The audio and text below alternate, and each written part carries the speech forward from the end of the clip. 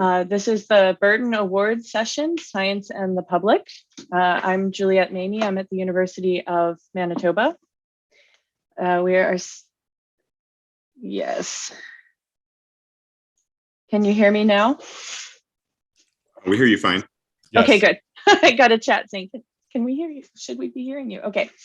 I want to tell those people that are in the audience that you are to ask your questions via Slido using the Q&A tab, not the chat window. You can use the chat tab to chat with your fellow participants. Neither the speakers nor I will see those chats.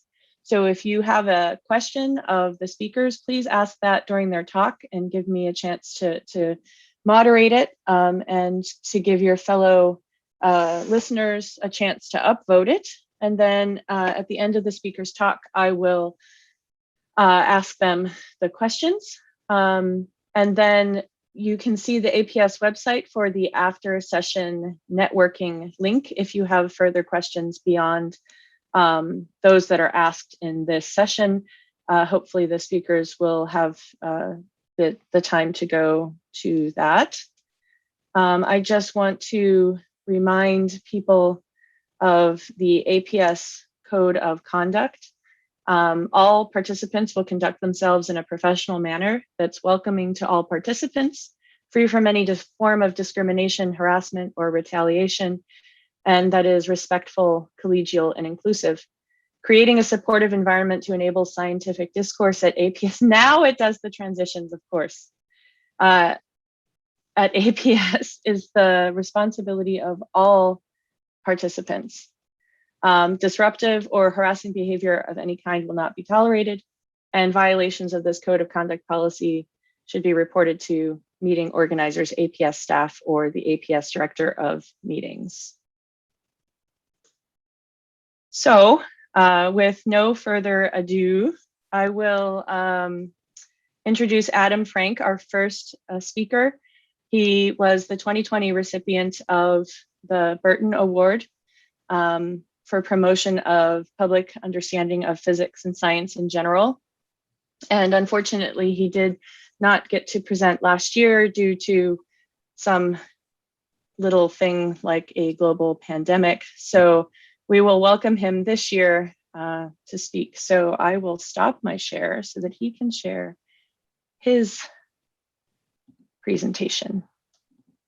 All right, can everyone hear me? Yes, sir. Good. Yes.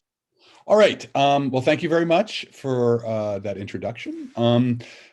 So my title today is Truth and the Public Good, What to Do When There Is No Bottom to Science Denial.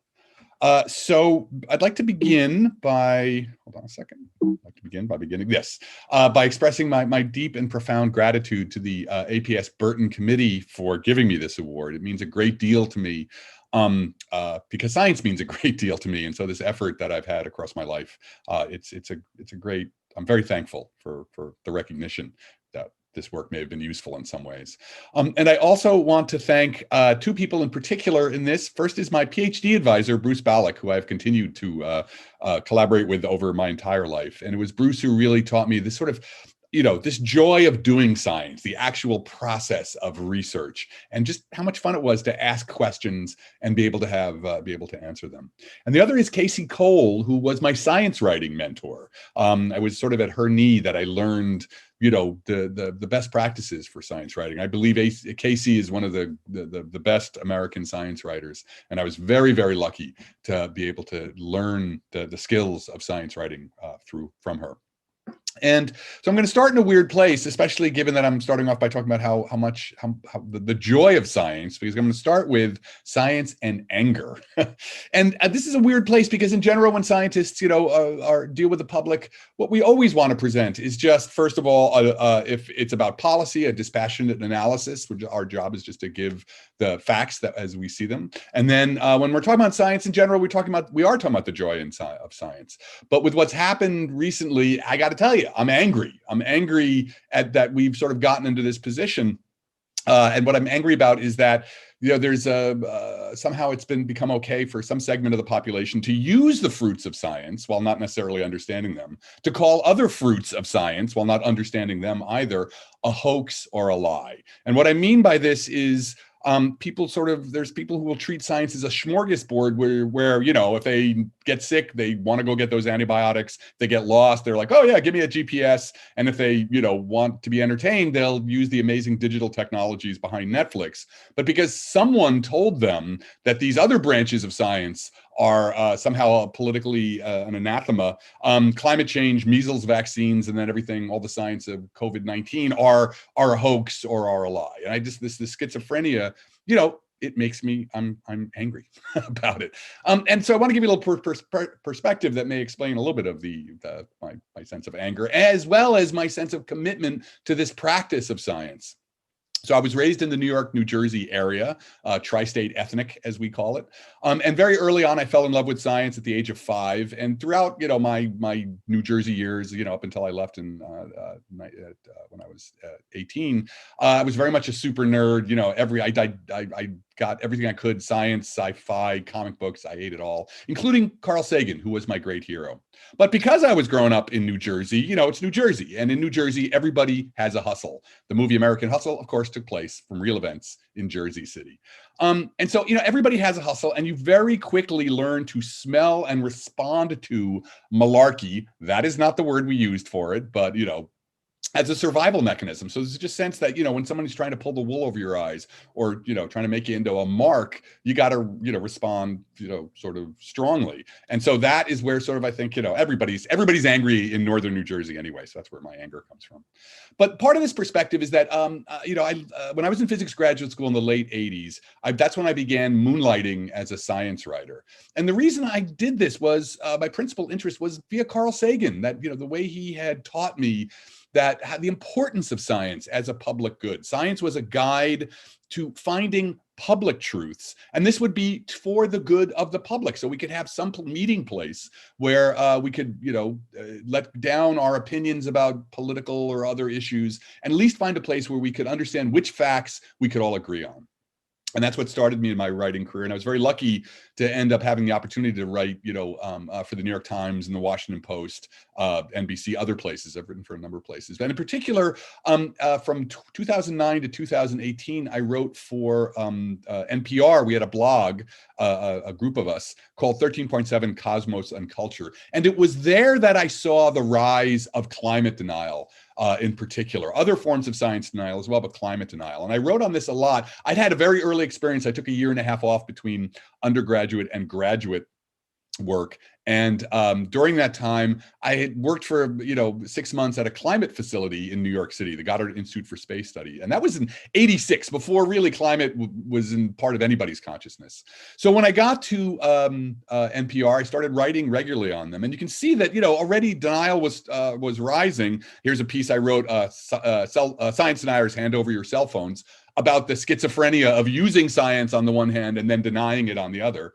And then here's also a piece I wrote for the New York Times. So I watched the rise of first, sort of a smattering in the background, and then this very full-throated, organized denial in the comments, in particular, when there were comments. I'd do a piece on climate denial or climate, and I'd see one a comment, and then suddenly a flood. The comments would be flooded, as if there was a network of people that were, looking for pieces on climate to respond to. But I always thought that denial had a bottom, that you have this sort of faith as a scientist, like, oh, look, once people actually experience things, it's hard to deny reality when it's staring you at the face. So here was a piece I wrote about the measles outbreak in Walt Disney in 2015, right? And so this was my idea, was that, science denial has consequences. Sooner or later, you're going to see, when it's confronting you, you will have to change your opinions. But then, of course, along came this year. And we saw that there kind of was no bottom, that, there could be a zombie apocalypse and people are having the zombies eat their face, and they still will deny that there's a zombie, the spread of zombies. So it was just amazing. And it really made me reflect on some of my previous ideas about this. So, my question is, what is the correct approach to science denial? So to answer that, I want to go a little bit over what science denial is, how did it arise, and how does it fit into American history and Americans' profound and positive relationship with science over our entire history. So let's just begin with the American experiment, which is what our government was, and science. And the founders of the American system of government, many of them were scientists. And if they weren't scientists, they were very, these were Enlightenment thinkers. They were very moved by the idea of science. So Benjamin Franklin, of course, was a scientist. Thomas Jefferson dabbled in science, and as he wrote, the tranquil pursuit of science was his supreme delight. John Adams wasn't a scientist, but he saw, he thought there could be a science of government, that those principles of science could be applied to building a more free and just society. And then there were a number of people who played important roles in the revolution who were themselves scientists. There was Benjamin Rush, who was doing medical research, and then David Rittenhouse, who was an astronomer. So, certainly this was, as I'm going to come back to, science was built into the American DNA. And this continued throughout the years. Lincoln creates or during the Lincoln administration, the National Academy of Sciences is founded in 1863, to have a group of scientists who could advise the government on important issues for the betterment of American society. And then, of course, the USGS is founded in 1879. But it's really in World War II that something really remarkable happens. So it is generally recognized by the end of World War II that scientists had played a really important role in helping defeat the fascist powers. So there's things like radar, the invention of radar, and all the work that went into the electromagnetic theory to develop accurate radars. There was the development in chemistry of synthetic rubber. Rubber was going to be essential to being able to build the equipment that you needed to fight that war, and the development of synthetic rubber was an important part of that.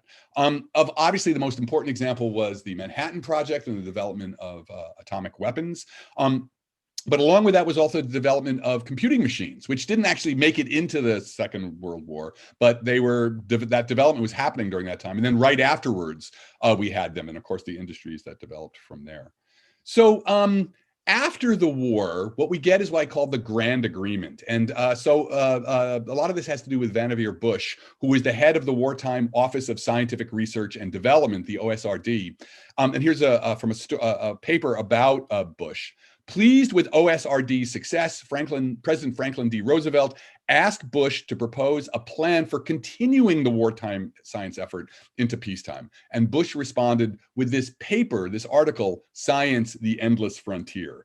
And out of that spun the National Science Foundation. And then eventually we just get, all of these government agencies that are pursuing basic research. NASA, the National Oceanographic and Atmospheric Administration, the Department of Energy, et cetera, a whole alphabet soup. So this is what I call the Grand Agreement, that science will provide the nation with the tools for achieving prosperity and security, and the nation funds science, but leaves it alone to pursue its studies and, most importantly, its results. Politicians were not going to interfere with the results. And this was in direct contradiction to what was happening in the Soviet Union with Lysenkoism, where Lysenko was a biologist who gained favor with the Stalinist administration, whose ideas of biology were at absolute odds with what was understood about Darwinian evolution. But that was Soviet biology. Nothing else was allowed. And of course, Russian biology never recovered. Russia has never been a power in the biological sciences because of this. So this was a lesson to the people, both the politicians and the scientists who were creating American science policy. But the roots of denial have been around for a while, and now we want to sort of trace them out. And so what we have is, originally, the pushback on science was tied to fundamentalism. So the idea that somehow the theory of evolution was wrong, and there were ways of showing that the theory of evolution was wrong. And this led to the very famous Scopes monkey trial, which kind of ended that debate for a while, that there was the recognition that the evolution was biologically true, and as the Catholic Church showed, you didn't have to be against evolution to have a robust religious belief. But around in the 90s, we start seeing, the 80s and 90s, we see places like the Discovery Institute beginning to push back again with their idea of intelligent design. So they want to kind of create a faux science, which is going to push back on the actual science of evolution. But things get really difficult and dicey with the Tobacco Institute. So the Tobacco Institute kind of writes the book for science denial, because what they do is they create this Tobacco Institute. This was obviously all funded by the tobacco companies. And they create this institute, which is going to produce scientific papers, right, that aren't going to get published anywhere other than in their own journals, or if they were in journals. So you create kind of a shadow science, and you use that. And it's, you know, it's not science. It's not peer reviewed, but you use it to sow doubt. That's the purpose of this, is to sow doubt in the minds of the public. And so they put out all these ads, like this one, does cigarette smoke endanger non-smokers? And they were very effective at a while at keeping sort of, government regulation, et cetera, at bay. So it was the Tobacco Institute in particular that wrote the book, or created the playbook for denial. And then we get to climate. And so the real story here is climate denial, which, and I'm not going to run through this. This is a brief history of climate science. But the important thing to note is that by 1903, we already had the basic theory of global warming. Arrhenius, a chemist, writes a paper that shows that because of the coal burning at the time, he expected that there would be increase in temperatures. And we go through the 50s, through the 90s, we see the increasing understanding of the Earth system and the uptake of CO2. And then, of course, by the 2000s, we get to the point where it's becoming, clear. And we're in the situation now this summer where we have these days in San Francisco where the sky is red in the middle of the day, like some kind of bad apocalypse movie, where it's becoming clear to everybody that we're seeing we're seeing what people have been predicting for a long time. So it's not only these forest fires, but it's also the flooding. So this is flooding in the Midwest this year.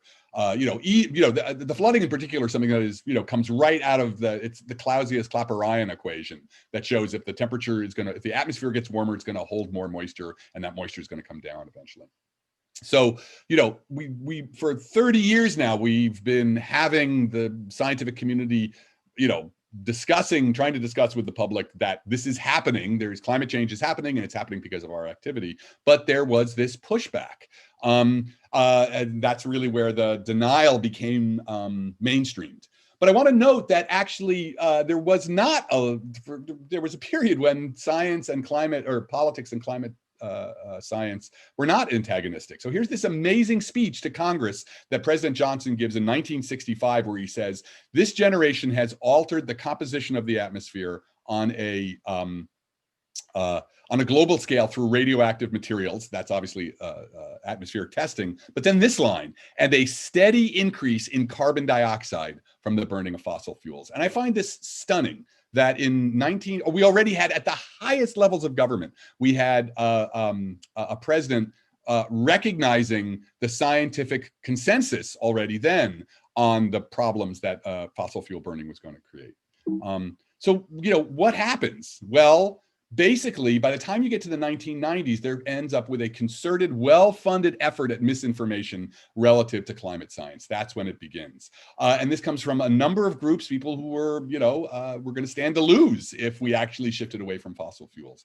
And then by the 2000s, the denial reaches public consciousness. So the faux climate gate becomes something that is, vigorously discussed on certain news channels and such. And is really, there's an idea that the scientists are promulgating a hoax on the public. This is where this idea emerges. And it leads to this amazing schizophrenia of, you have at the high levels of government, you have government officials that are contradicting government scientists.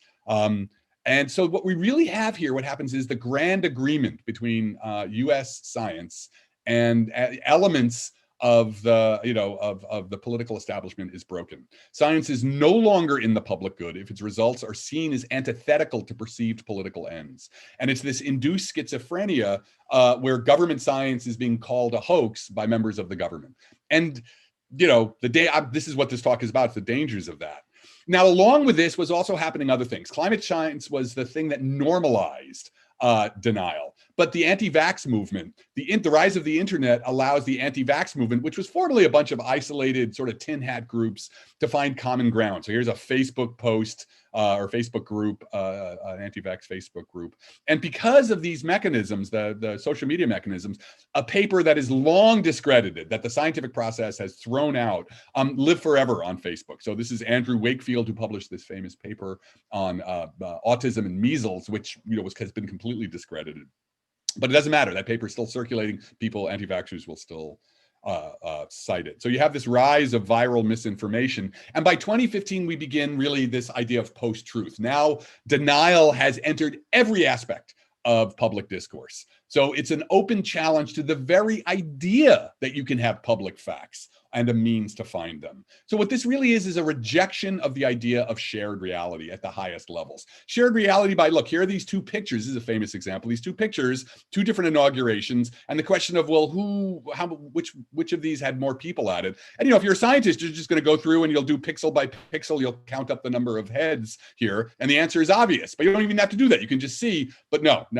This is we're going to have to actually have to argue over this. And it's purposeful. It was a purposeful. It was done for a reason.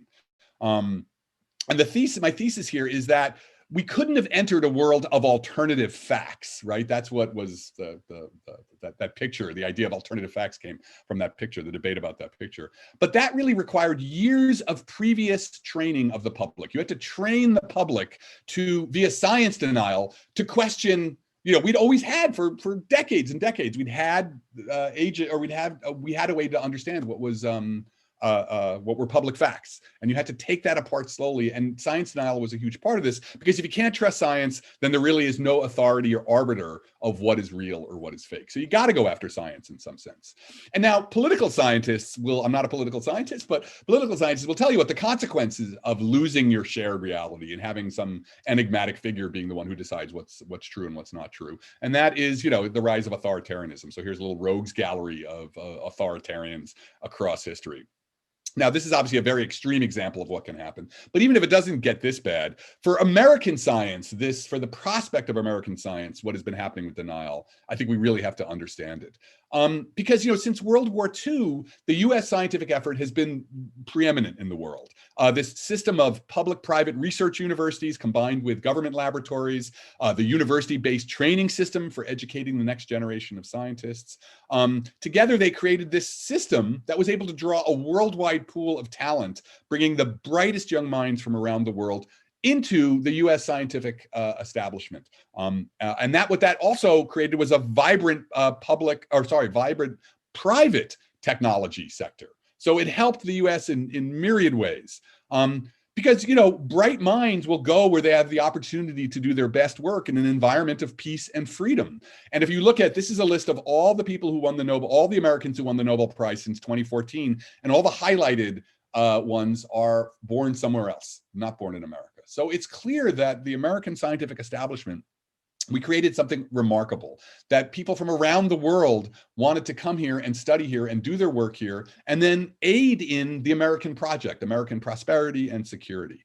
But what I think is that denial is a profound and possibly existential challenge or threat to this scientific prospect. Because if it gets bad, if the environment gets bad enough, people won't come here. People will go there are other countries that would love to have that mantle as well. And it's just not good. It's not good for science anywhere on any country, the global scientific effort, but it's particularly not good for the American scientific effort.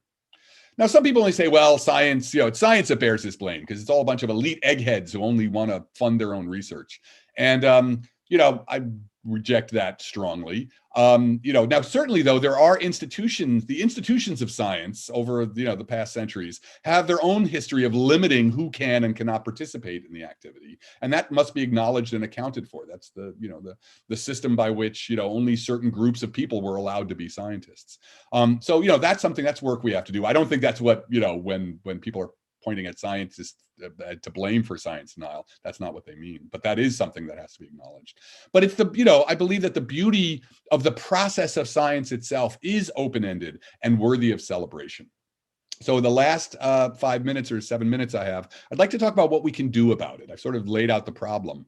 So the first thing is, after years of being a scientist and talking and writing to the for the public, I believe, so there's a couple of things that are clear to me about what I would call the truth about public understanding in science. And the first of all is the problem is not about results. It's not about scientific results, getting people to understand scientific results. What it's really is getting people to understand the method. And I don't mean the scientific method, but the way in which science operates. And if I get angry about people, engaging in science denial, it's not really them I'm angry at, because really, unless you're trained in science, you don't understand how science works. It's not a natural way of going about the world. Most of us are trained in science for years. So it takes a while to learn to understand how science goes about its business. So it's more, there's been a concerted effort by leaders in various groups to throw doubt on science. So people don't really understand how science works. And so that's really the effort has to be. Science is a very particular mode of reasoning. And even education, I've met many people, very educated people who still, I had one person one time who was the head of a media organization say to me, well, science doesn't really understand anything, does it? And I was like, whoa. But when you look at often how science gets reported, you can understand how that happens sometimes. I mean, there's I've worked with many people in the media, and the science beat reporters are incredible. But sometimes, the media can stumble with the sort of a study shows reporting. A new study shows, right? And that can lead to this misunderstanding, because on Monday, you'll have a story about coffee is good. And on Tuesday, you'll have another study, a story about a study that shows coffee is bad. So look at this. Here's an example. A new study shows coffee, even 25 cups a day of it, isn't bad for your heart. And so then the next day, it's an article that says coffee causes cancer. So, what we need to focus on is showing people how the beauty of this process by which a bunch of human beings with all their failings manage to get together and find public facts that we can use for our own benefit, and then also to generate wonder about the world. And I'm going to also point out that, newsrooms are under science in newsrooms is under enormous stress. Newsrooms are under enormous stress. So, the beats, the science beat, the people who cover just science, those have been unbelievably cut. So there's a lot of, mainstream media platforms that have no science coverage. They have news you can use, which is health or tech, but it's not science. And the good science journalists have been let go. And, with with reporting, you really need people who understand how science works, good writers who can also hold scientists' feet to the fire as well. And that has really been cut over the years. So here's an example of something that I did. I did that I think, this was my effort in these rooms. I did a dialogue with the host on NPR for All Things Considered.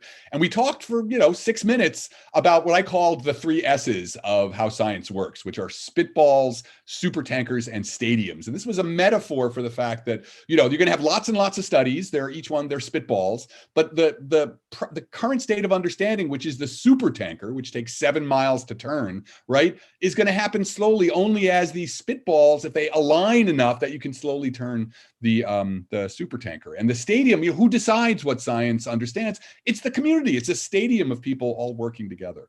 So I can talk more about this in the questions if anybody has about this, but we really got to work on showing people how science understands what it understands, so they can understand why sometimes science changes its mind. It doesn't always change its mind. With coffee, what's clear is we just don't know. We've never really understood. That's why there's studies coming out that continually say yes and no. Whereas with gravity, we've understood Newton's law of gravity for a long time. Even Einstein didn't replace Newton's law of gravity. It built on, it built underneath it. We kept Newton's law of gravity. All right, so finally, what I'll conclude is the idea of to really, because, I don't want to be angry. We need to lead with wonder, right? That's really the way. When I'm so I give a lot of talks to people who are very climate science hostile. And what I always do is I lead with wonder, like with a picture like this of the galaxy. Everybody responds, to the beauty of science and the ideas. So, if you want to go beyond polarization, begin with the beauty of the night sky, the crazy plethora of macroscopic life and ecosystems, all the amazing things they do, the insane mechanics of microscale life, like these motor proteins that are in your cell that are, delivering bunches of chemicals where they need to by walking along actin filaments. And then, of course, you can always win with black holes holes or aliens. Everybody loves black holes and aliens. So my last thing, I'll just show what an example of this. So when I give a talk on climate to an audience that I know, may not be, may not be there, I'll start with this picture, and I'll say, oh, where is this? Is this Tunisia? Is this the South American Southwestern desert? No, it's Mars, right? Or I'll show this picture and I'll ask them, which of these is the Earth? Right. And, most people will say, oh, the Earth is that one in the, the lower middle row. And I'll be like, no, these are all the Earth. The Earth has had amazing changes over its time, over its life. There's been many Earths. And so the idea that climate is changing now, should not be such a radical idea. So, by showing them the amazing results that science has shown, it can sort of ease a little bit the entry that it fosters the conversation. So, all right, I'll end there and I'll say, is there a bottom to science denial? Yes, there's always going to be a bottom because nature will always get the last laugh. But, you don't want to have to go there. You don't want to have to go to the apocalypse, to be like, see, we told you, but I have great faith. I have great faith because science is really built into the American DNA. When we want to, we can do impossible things. And science remains a source for everybody across the world, a source of inspiration and challenge. And it's always available to us as a people. So, I believe this is a phase that we will get through, but we have to be very, very mindful about what is happening and clear about ways that we can get through it. So I'll end there. Thank you for that talk, Adam. It was very interesting, and I've taken a few notes myself of things that I can do. But there are some questions from the audience. So one of them is, how can individual scientists within their communities get connected with and trusted locally so that they can inform their neighbors, media, and leaders to combat the denial efforts? That's a great question. And I've had this idea of what I call the science project. I think, what you can do is you can make yourself a volunteer. You can contact local schools in your area. That's one of the things that I've done, where I go and I give talks to high school students and I give talk to, or even, veterans groups. I just make myself available for talks. And then in those talks, half the talk will just be like the coolness of planetary science. And then I'll introduce the climate science, and I'll even talk a little bit about denial and in general, sometimes there'll be a couple people in the audience who are, might have real hostility, but in general, people really respond to it. So I think connecting with local school groups is the first way. But then, also civic groups. There's lots of, the Lions Club. Make yourself available for giving talks to those people. And it's amazing because people really want this stuff. People love science. So even if they like to call themselves skeptics, you can show them what skepticism really means for a scientist. So there's two other questions. They haven't been upvoted, but maybe I'll ask them anyway. So one is, honest scientists will tell you that science changes. So how can we inform the public about the difference between truth with a capital T as an absolute versus the best we can know that explains the most phenomena? Yeah, well, I think that's what I mean about my spitballs. That's why I use those 3 S's. What we have to show people is this process of science. Like, rather than just talking about results, you can talk and you can tell stories about, how science has changed. One thing I think we really want to get away from is this, great man theory of science. Like, and then Einstein came along and everything changed. And then, because we have to show that that's true. We have, science has these geniuses in it who are introduce radical change, but it's always a huge community of people who are working day in and day out. I like to hold up my cell phone, and show and ask, like, how much work was just done on the antenna in this thing? It was, thousands of hours of people just making sure that the little line connected. And so you can show them that process and understand that this is what makes science so amazing, is that it can change. But like a super tanker, it changes very slowly. So people can see, if they, like with the coffee, it means we don't know. There is no answer. Is coffee good or bad for you? We don't know. Have a cup of coffee, enjoy it, right? But when it comes to things like, the germ theory of disease, yeah, that one we got nailed, right? You're not going to see a huge change in that. And so people can understand the difference between theory with a small t and theory with a capital T. So one, I'm not sure we have time for this, but I'll throw it out there, and we don't want to cut into Bob's talk too much. During the COVID response under the previous administration, scientists at the CDC seemed to buckle to political pressure instead of resigning in droves. Where does our commitment to the science and our ability to uphold our real life responsibilities end? Yeah, that boy, maybe I'm not going to go too much into that because it's a huge and real dilemma. But then you saw somebody like, Fauci. I'm amazed at Anthony Fauci, where like he will just his resilience. Someday there's going to be a statue to Anthony Fauci because he was just like, no matter what happened, he was like, I'm just telling you what the results are. I'm just going to tell you what the results are. And that was pretty profound. But there may be, if things get there's a real question there about when one has to either resign or protest or step away, or because there were real issues there. Normally, I would ask the audience to thank our speaker, but I don't really have a mechanism to get that feedback. So I will thank you for them and ask you to unshare and mute your video so that I can introduce Robert Semper, who can begin sharing his video and also his hello and his presentation.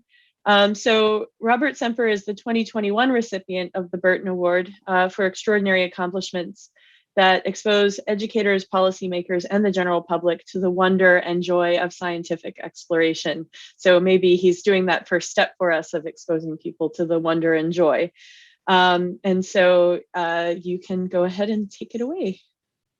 Great, thank you. Before I start my talk, I really just want to thank the forum for honoring me this way and for the nominators to have supported me.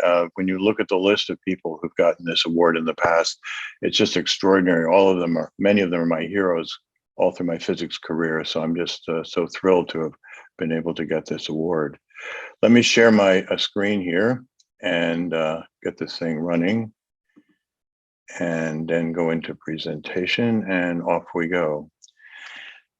So the title of my talk is actually the Exploratorium at 50, but it showed up in the program, the Exploration at 50, due to the interesting auto change in software and self-publishing. So I learned my lesson to double check everything. I'm going to talk today about the Exploratorium, a little bit about its history, and a little bit about what drove its development into what it is today.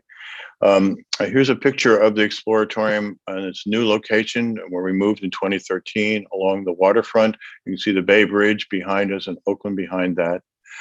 But in 1977, I had the opportunity to join the staff of the Exploratorium after kind of an academic training career in solid state physics and nuclear physics, high energy physics.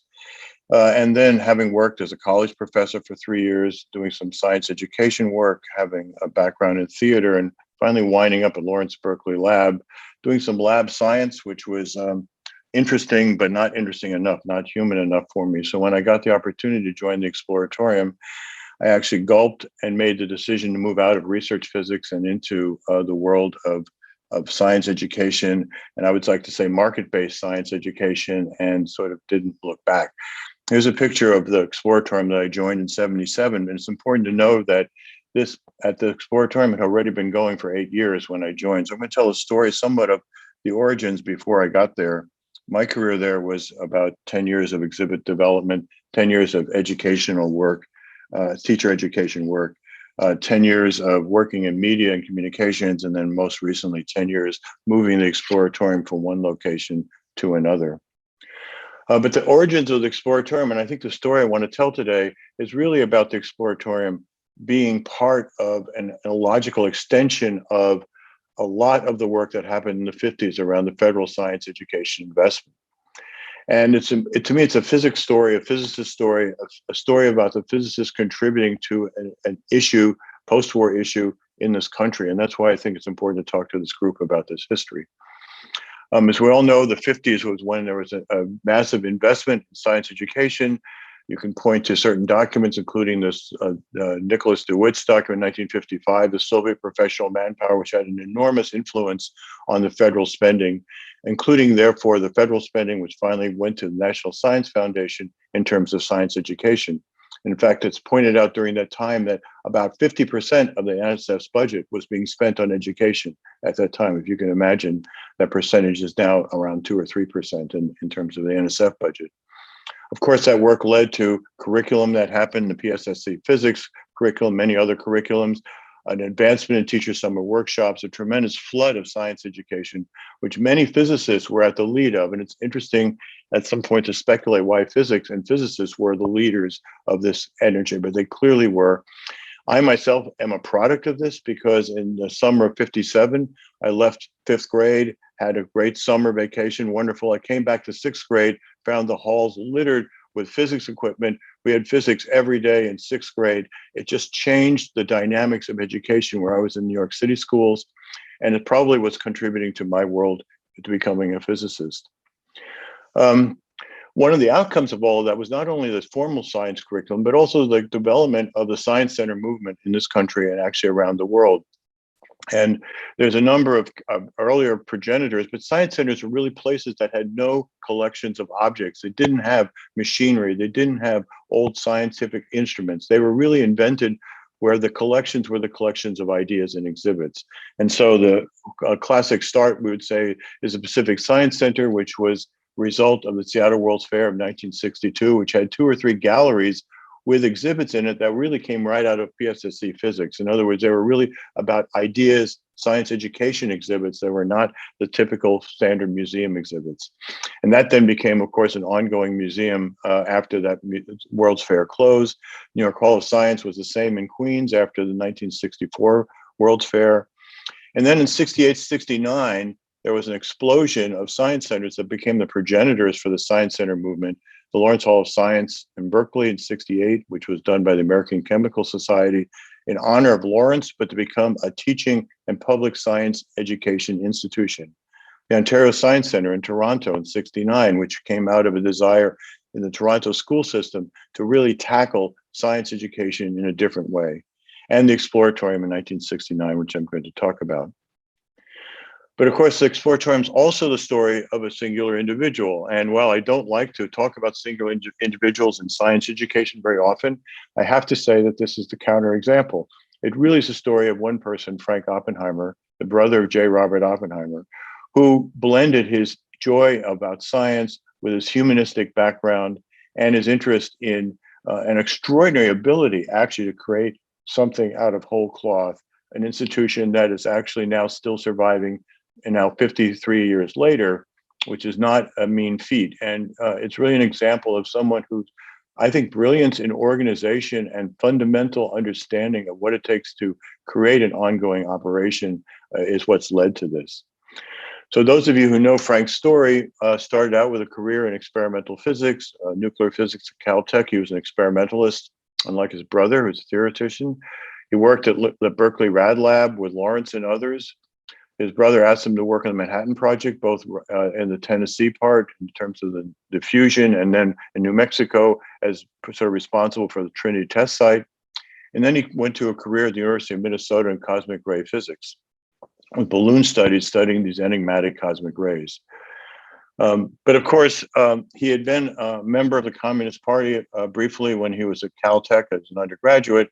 And so the McCarthy era, which pulled up in the early 50s, brought him in to testify, and he refused to give names of people that he knew that were part of the party. As a result, he got fired from the University of Minnesota and wound up being a rancher in a ranch in Pagosa Springs, Colorado, which is sort of near Durango, where he had visited a lot when he was a younger student and a young person. He ranched cattle there, and for the first person to raise cattle at 9,000 feet. So he actually was an experimentalist in cattle raising. The local high school ended up needing a science teacher, and he joined that and began teaching physics using all the things he could find lying around the yard. And I think being a farmer actually taught him to be a scrounger in terms of his getting instruments to teach. In Colorado at the time, the local science fair, all the winners would go to the University of Colorado for the statewide science fair. And so pretty soon people noticed that the winners were coming from Pagosa Springs, this tiny town out in Colorado, and the faculty at Colorado were able to rehabilitate his academic career and brought him on campus as a faculty member. While there, though, he decided to go away from physics and actually move into education. So the first thing he tackled was he had charge of the undergraduate physics lab. And instead of having the lab be the same experiment for all students week by week by week following the curriculum, he put one example of every experiment into a room in the attic of the physics building and told his students that they could do any one they wanted to. They could make a choice. So he actually made the lab be about the interest and intrigue about the exhibit and not as a teaching tool to help support the pedagogy that was happening in the classroom. And that lab stayed for many, many years in the attic in Colorado. He also then helped introduce PSSC high school curriculum in the high schools in Jefferson County, which were near Colorado, near Boulder. And in particular, he joined the elementary science study program, which is another one of the curricular studies, in this case for elementary, that Zacharias was doing at MIT, and became a member of that team. And as you'll see, I think that had more than anything the value of dealing with what the Exploratorium would become. So when in 65, he had the opportunity with a research Fulbright fellowship to the Cavendish Lab to study the science museums of Europe, the Palais de la Découverte in Paris, where he saw students doing demos, the Science Museum in London, where everyday technology was on display in the basement exhibits, and the famous Deutsches Museum in Munich, where there were interactive exhibits, and also the staff used the tools on display in the museum to build new exhibits. So he got the idea of actually having things created on site. A year later, he came back to a Smithsonian conference on museums and education and began to really formulate his thinking about developing a new museum of science and technology. And he then wrote a paper in 67 where he talks about a rationale for a science museum, the need for an environment in which people can become familiar with the details of science and technology and begin to gain some understanding by controlling and watching the behavior of laboratory apparatus and machinery. Such a place can arouse their latent curiosity and provide at least partial answers. And it's in this paper that he coined the word exploratorium to describe this place. And by the way, I would say, just before I move on here, this talk is really great to follow the previous talk, because the Exploratorium, I believe, is a political organization, and it was actually designed to actually deal with the exact problem that was being talked about, this idea of science and nihilism, by giving individuals the empowerment to think for themselves and to work forward. So Frank was looking for a place. He came out to San Francisco where his friends were, and it's located this Palace of Fine Arts, a wonderful 140,000 square foot clear span exhibit space that had just been rebuilt by the city, and no one wanted it. So he was able to get this for $1 a year. And he moved in the spring of 69 with his wife, Jackie, and his son, Michael, and they began to build exhibits in the space to fill out the Exploratorium. Like any experimental physicist, good experimental physicist, he had to realize he had to build his own apparatus. And so he had to build a machine shop to build his apparatus. And the exhibit shop got built with a lot of discarded tools left over from the war at various labs around the Bay Area. And he set his team apart to start building exhibits. But of course, he had a big space to fill. And so he also sent letters to everyone he knew in the physics community for things that he could put on display. NASA provided a Mercury capsule for people to look at. SLAC, which was just finishing its accelerator construction, had a show on the art of the accelerator, and they sent up their exhibits from that show. They also sent up a spark chamber, operating spark chamber, to go on the floor of the museum. And someone donated a glider that got hung in the space. So in the summer of 1969, as people were building exhibits and these other things started to arrive, it was very hot. They opened their doors to let air in. Some people wandered in, and Frank said, well, I guess we're open. So that was the actual start of the Exploratorium. Unlike the normal place where you raise a lot of money, have a giant opening, have donors come in, and then cut the ribbon. It was just the opposite, as a matter of fact.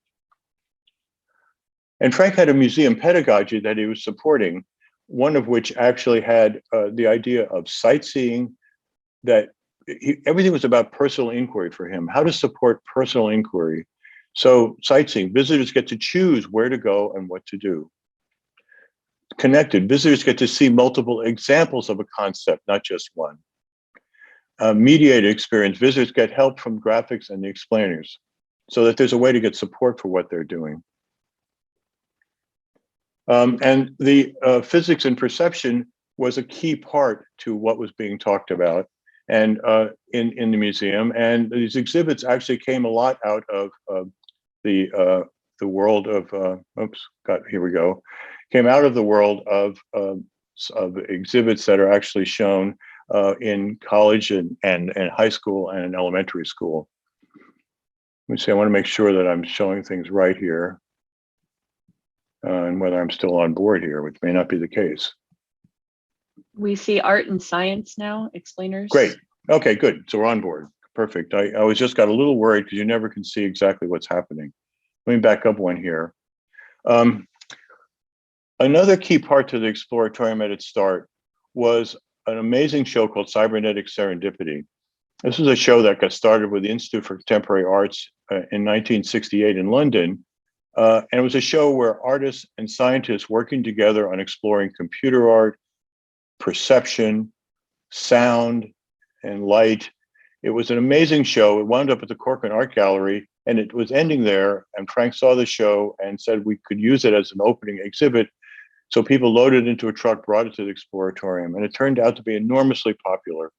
It was a show that, the lore has it, over 100,000 people visited in the first year. So it was a perfect show. And of course, San Francisco is a perfect place to have this because we're going through the Summer of Love and all of the activities that San Francisco was really known for. That show not only was an important show, it actually set the stage for having a very deep art component to the Exploratorium. And it kind of opened up the notion of perception being a key idea in the Exploratorium's exhibitry. Frank early on wanted to give people help to play with interactive exhibits. And so he had the idea of having high school students come and do it. High school students were great. They're infectious. They were good facilitators. Clearly, they couldn't teach you. They didn't have authority in terms of knowledge, but they had great energy.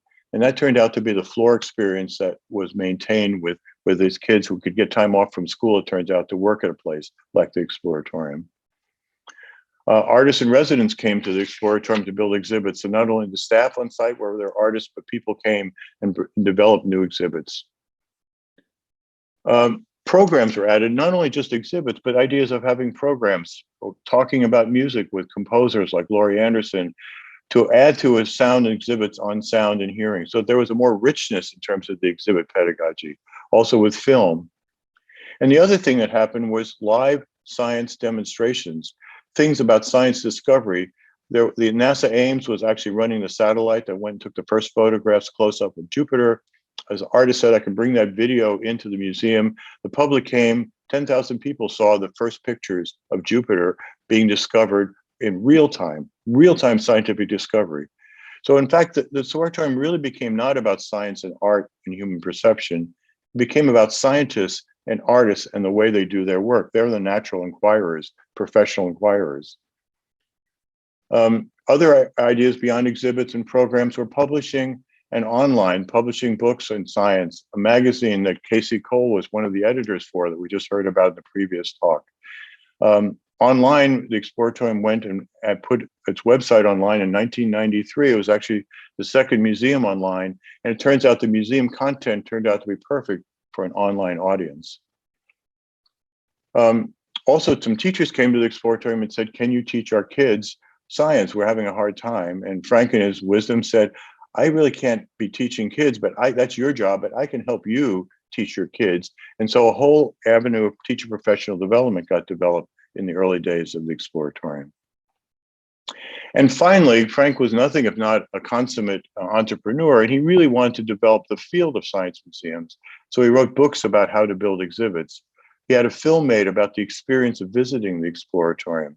And then Nova did a film about the start of the Exploratorium, the documentary, that's pretty, what kind of gave the tale of the start of the place. And that started because the filmmaker who had done The Day After Trinity, John Else, got intrigued after interviewing Frank about the Manhattan Project and decided to do this film for Nova. So Frank died in 1985. And I like to say the Exploratorium is a little bit like the Big Bang.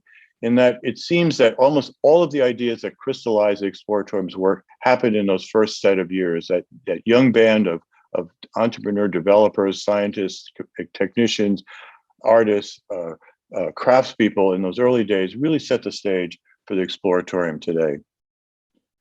And if you want to learn more at the Exploratorium, there's a great book by Casey Cole called Something Incredibly Wonderful Happens about Frank Oppenheimer in the museum. Or there's a book by Hilda Hein on the Exploratorium, which gives much more of the history of the development in those early years. And there was a research project done on the Exploratorium in its contextual setting that was written by our friends at UC Santa Cruz, Aradagawa and his students.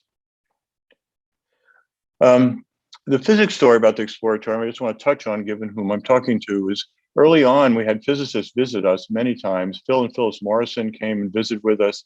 Bob Karplus of UC Berkeley came and helped with the education activities. These are all progenitors, followers again of that whole investment in science education in the 50s. We've had many physicists who have been board members of the Exploratorium from the Bay Area. So it's a deeply physics-based organization. And there are many other science centers that were actually supported by physicists, either as directors or as senior staff. I think the thing I wanted to talk about now is why the Exploratorium has been able to move forward and last this many years. And I think it's because of this idea that he actually was building a public learning laboratory. It's really combining the notion of research, of building, with the notion of public exhibit. In a sense, the exhibit floor is a laboratory, the space for doing experiments and developing presentations for the public.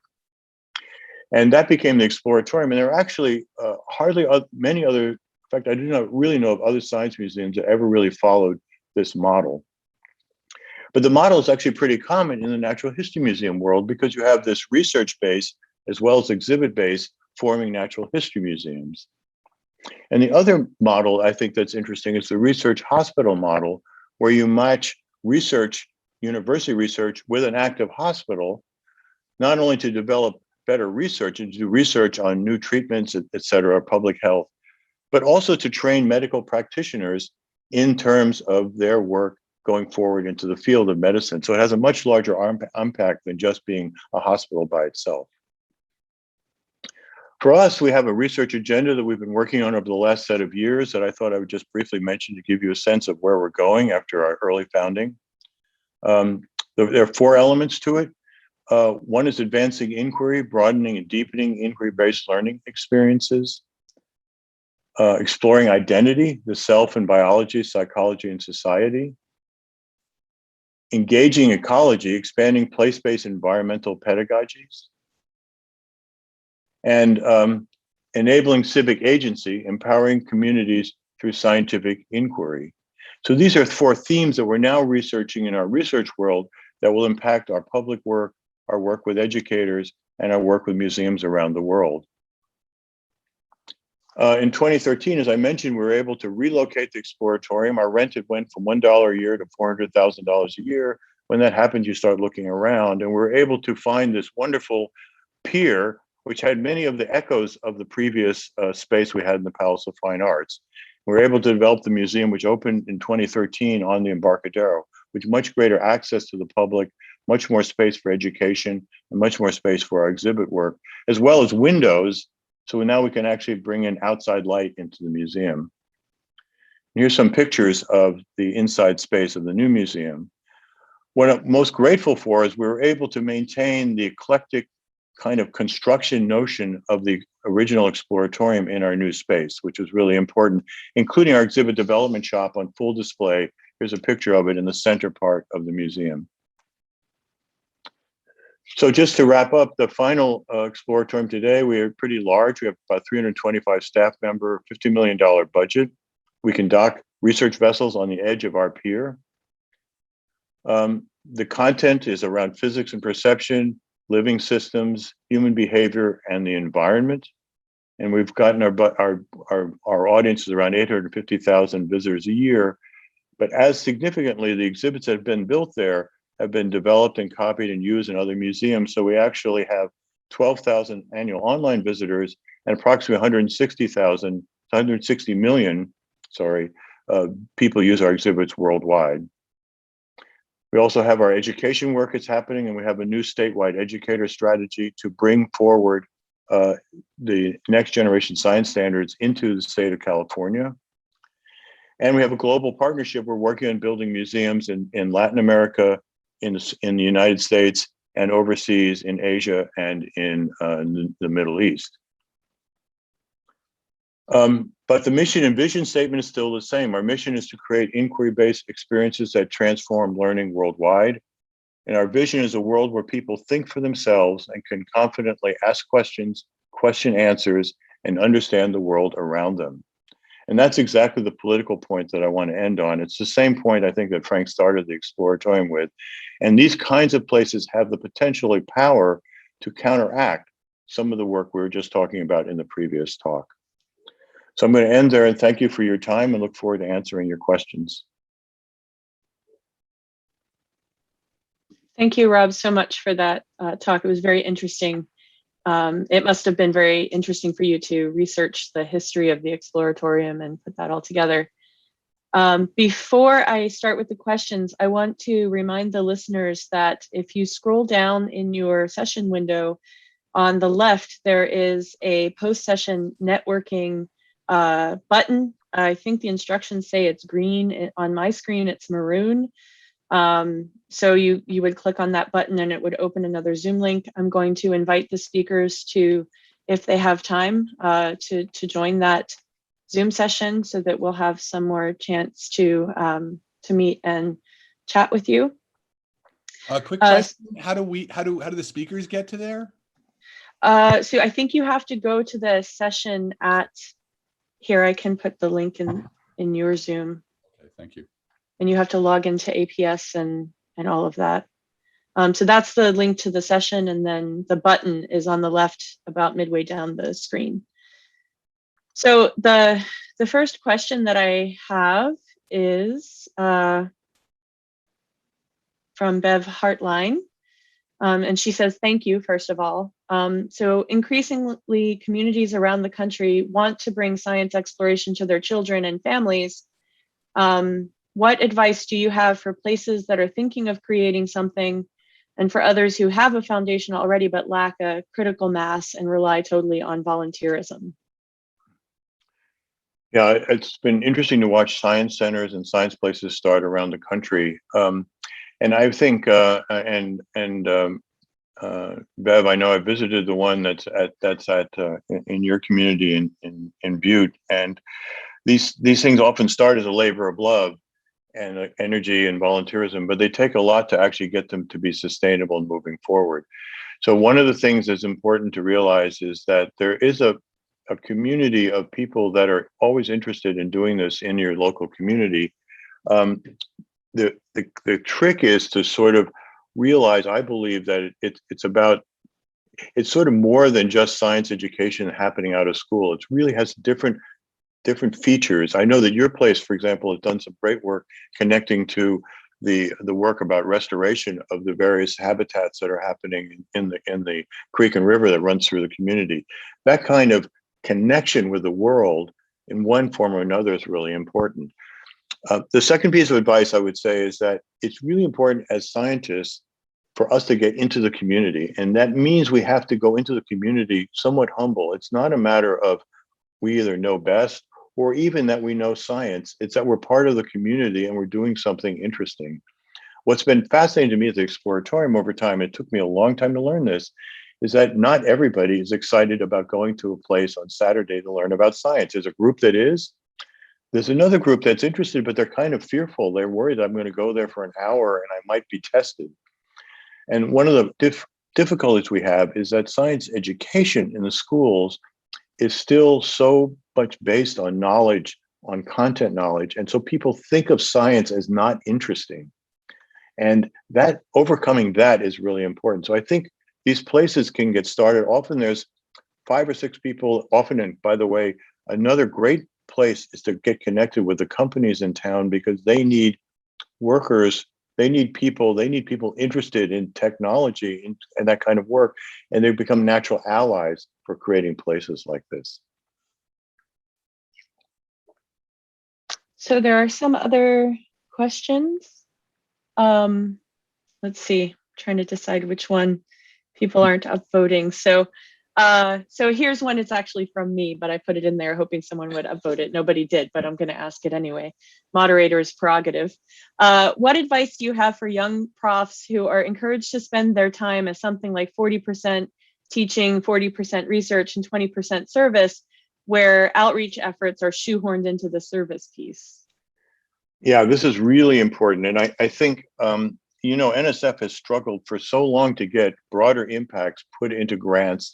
People get it that this is really critical, that our role as scientists, as community members, is as important as our role in developing research. Of course, it's really hard if you're on a tenure track.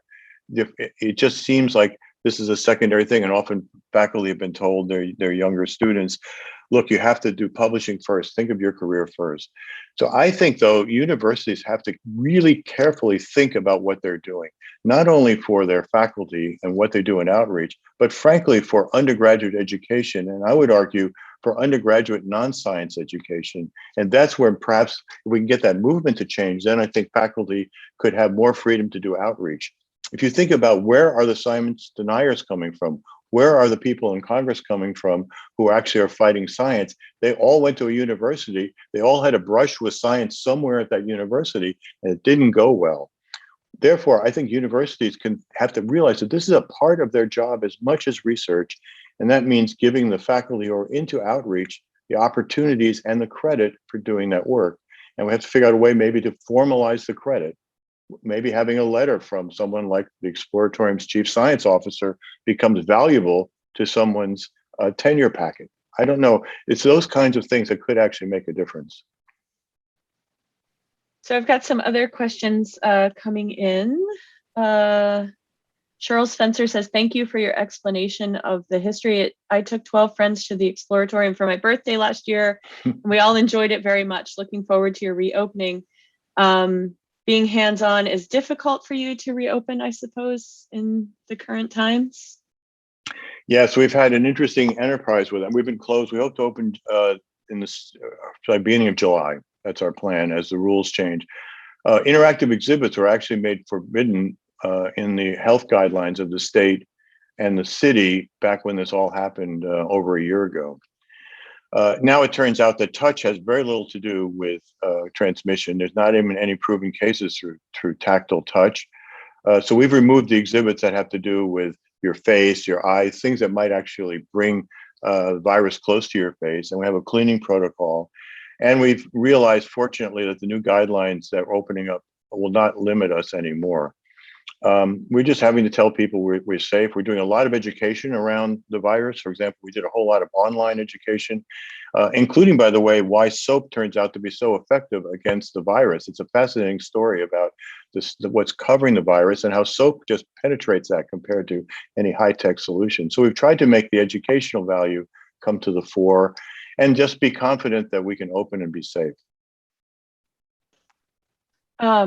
Alan Hurd says, congrats on the award, Rob, well deserved. My recollection, 76 to 81, is that Frank O was frequently at CU Physics and giving departmental colloquia.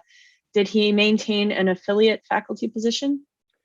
He was on the faculty for a number of years, that's right, until I forgot. They kept extending his leave, maybe hoping he would come back, or that they thought maybe Exploratorium was not going to work, and they wanted to give him a landing place. It was a very wonderful connection, and he talks so fondly about that. And we have pictures of his library of experiments that was in the attic of the CU physics building. It was really that rehabilitation meant the world to him, and I would argue to the world by having him come and be able to start the Exploratorium after all of that. So I have another question here. You used to be able to fix a car in your own driveway. Now it takes a lot of specialized equipment.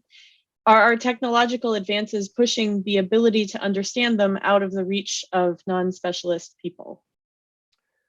Yeah, this is a really good question. In fact, there's a movement about being able to repair your own cell phone and having that even be a law. I think the issue is there's just different.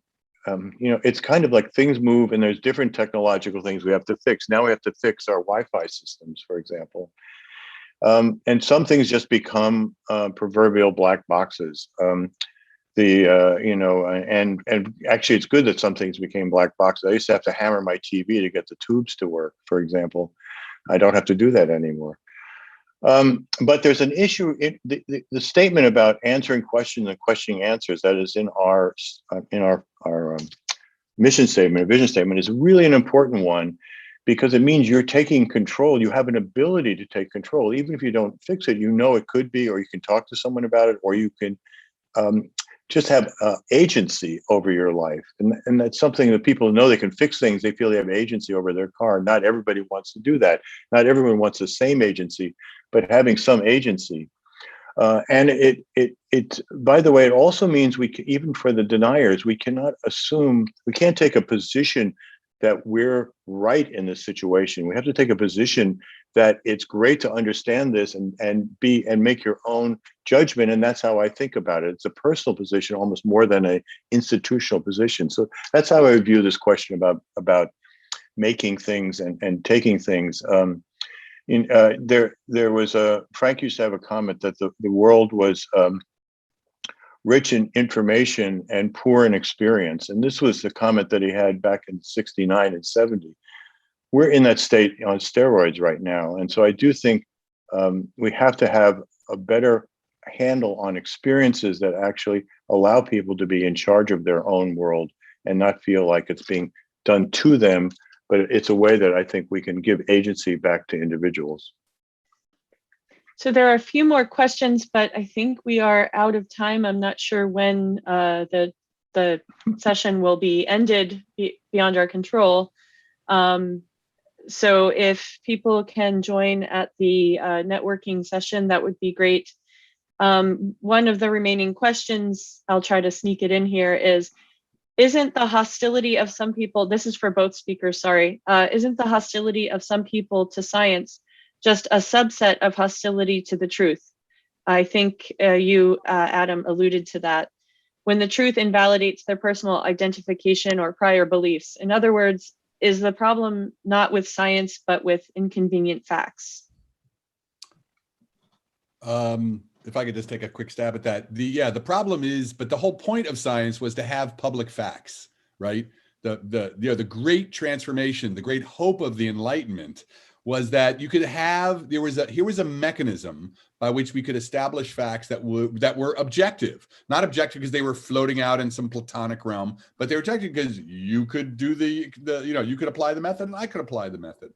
And right, there's always been hostility to inconvenient facts, and the power of science, which is also why science and democracy have been so closely aligned, was here is a way for the public that we could agree on that these facts were in fact, they were objective and they were public facts. I think the other hard part about science is, of course, it's provisional as well. So you have a fact-based system that's provisional, which really twists people's heads, right? We talked about Fauci. Here's a person who's dealing with every day a new set of knowledge, operating just like a scientist. And so, yeah, things change. Mask rules change. We found something out. I would argue that this is, again, the place where the science education, and again, I point at the university level as well as the K-12 level, has got to do a better job about science as a discipline of function as opposed to what it's talking about. Because if people are more comfortable with the revisionist parts that happen in science, with the fact that, hey, we're now uncovering papers where stuff wasn't true. Look at I want to say the Mariani, but it's not right. This whole question about whether these quantum effects are available or not. Are we seeing an effect or not? That's science happening, and it's perfectly all right. But when you teach people fact-based, test-based education, they don't think that that's science. They think science is fact-based, and if you can't tell me, there's something wrong with you. Mm-hmm. Yeah, you don't have the knowledge. So again, I can't ask the audience to thank you, so I will thank you on their behalf. Both of you, thank you for the very interesting talks. Having taught all semester, I know it's very strange to tell a joke and not hear any laughter. Usually I hear laughter in class, just so you know. And so, good. Right, I'm not just deluding myself. So please, if you have time, join the after session networking, and they'll end us soon. I think the technician is here. and I hope to see you in a few minutes. Bye.